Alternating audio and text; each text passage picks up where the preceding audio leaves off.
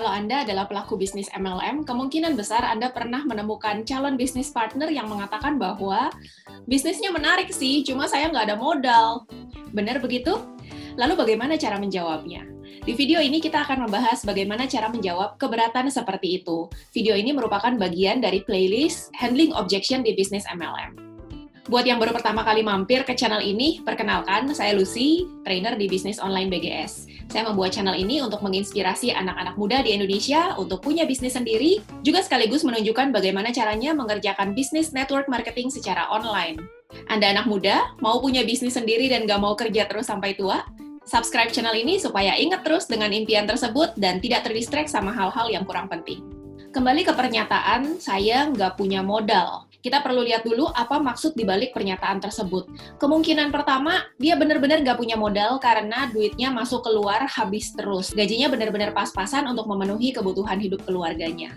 Dan kemungkinan kedua, bisa jadi bukan benar-benar nggak punya duit buat modal, tapi dia belum melihat adanya kebutuhan yang begitu mendesak untuk melakukan sesuatu untuk berbisnis dan keluar dari comfort zone-nya. Karena mungkin hidupnya dia merasa sudah aman, sudah cukup, gajinya sudah bisa membiayai kebutuhan keluarganya, udah bisa bayar SPP anak-anaknya, jadi kenapa harus berubah? Bilang aja nggak punya modal supaya Anda tidak sakit hati. Ini adalah cara nolak yang halus mungkin menurut mereka. Kemungkinan ketiga, sebenarnya duit ada di tabungan buat modal, bukannya nggak ada. Tapi mungkin mereka punya rasa takut, punya fear bahwa mereka tidak mampu untuk mengerjakan bisnis ini seperti Anda. Jadi kita perlu tahu dulu mereka ini masuk ke kategori yang mana. Bagaimana caranya? Ada 3 langkah.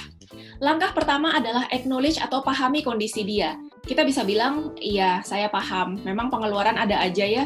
Giliran kita mau keluarin duit buat bisnis malah jadi nggak ada spare-nya. Acknowledge ini tujuannya adalah membuat kita satu perahu dengan dia, kita memahami dia, dan kita menjadi teman bicaranya dia, bukan lawan bicara. Kalau belum apa-apa kita langsung bilang, bohong lu, itu HP lu aja keren banget, sepeda lu aja keren banget, terus di IG kemarin gue lihat lu weekend abis makan steak tuh, mana mungkin gak punya modal. Ini malah bikin posisi kita langsung berseberangan, bukan jadi kawan bicara lagi, tapi langsung jadi lawan bicara.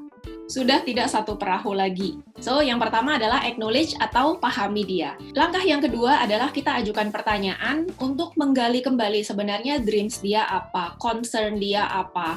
Mungkin dia kepengen punya tabungan untuk nyekolahin anaknya di sekolah bagus, atau mungkin pengen supaya anaknya bisa sekolah di luar negeri.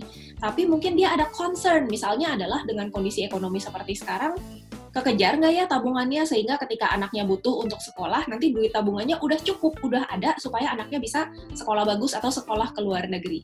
Atau malah mungkin dia punya ketakutan akan kena PHK, karena kondisi ekonomi lagi nggak sehat kan. Atau mungkin tabungannya nggak ngejar sama inflasi tinggi, gajinya kenaikannya nggak setinggi inflasi. Jadi akan semakin jauh dia dari impiannya untuk nyekolahin anaknya ke luar negeri. Jadi pertanyaan-pertanyaan kita ini tujuannya adalah lebih ke membuat dia sadar dia sebenarnya punya dreams yang begitu besar yang tidak bisa dia capai hanya mengandalkan pekerjaan atau bisnis dia sekarang. Kalau dia tidak merasa ada kebutuhan, ini ibaratnya kuda itu nggak haus. Jadi Anda bisa aja menggiring kuda ke danau, tapi kalau kuda itu nggak haus, Anda nggak bisa paksa dia untuk minum. Begitu dia sadar bahwa dia sebenarnya punya kebutuhan untuk berubah, punya kebutuhan untuk mulai berbisnis, baru kita bisa masuk ke langkah yang ketiga, yaitu relate, atau hubungkan dreams dia, concerns dia dengan solusi yang kita tawarkan. Bukankah justru dengan mengerjakan bisnis online BGS, di bulan-bulan berikutnya dia justru akan punya tabungan lebih untuk tabungan pendidikan anaknya, mau sekolah di sekolah bagus atau sekolah di luar negeri? Justru kalau tidak mengerjakan bisnis online BGS, ya tabungannya akan semakin keteteran, ketinggalan dengan persentase inflasi. Pengeluaran-pengeluaran tambah naik, tapi justru tabungannya atau gajinya nggak bisa secepat itu ngimbangin kenaikannya. Jadi ngeluarin modal untuk memulai bisnis online BGS bukanlah pengeluaran konsumtif seperti dia beli sepeda, atau beli tas, atau beli makanan-makanan enak. Tapi justru ini adalah bisnis yang bisa membuat dia mendapatkan passive income untuk ngebiayain semua pengeluaran dia. Pun dia masih kerja secara aktif atau mendapatkan active income, bukan untuk ngebiayain pengeluaran-pengeluaran lagi, tapi bisa dipakai untuk investasi. Jadi kalau kita summary, ada 3 step. Pertama adalah acknowledge atau pahami kendalanya dia. Kedua adalah kita mengajukan pertanyaan-pertanyaan atau questions untuk menggali kembali dia punya dreams dan concern. Dan ketiga adalah kita relate, kita hubungkan dreams atau concern-nya dia dengan solusi yang kita tawarkan.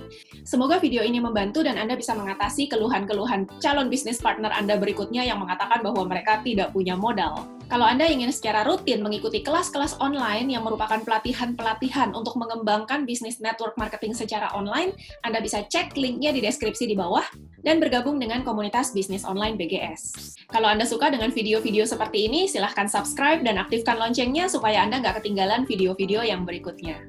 Di video berikutnya untuk seri Handling Objection, kita akan membahas topik orang yang mengatakan, saya nggak bakat, saya nggak pintar jualan. So, stay tune. Sampai jumpa di video berikutnya. Terima kasih udah nonton. Bye!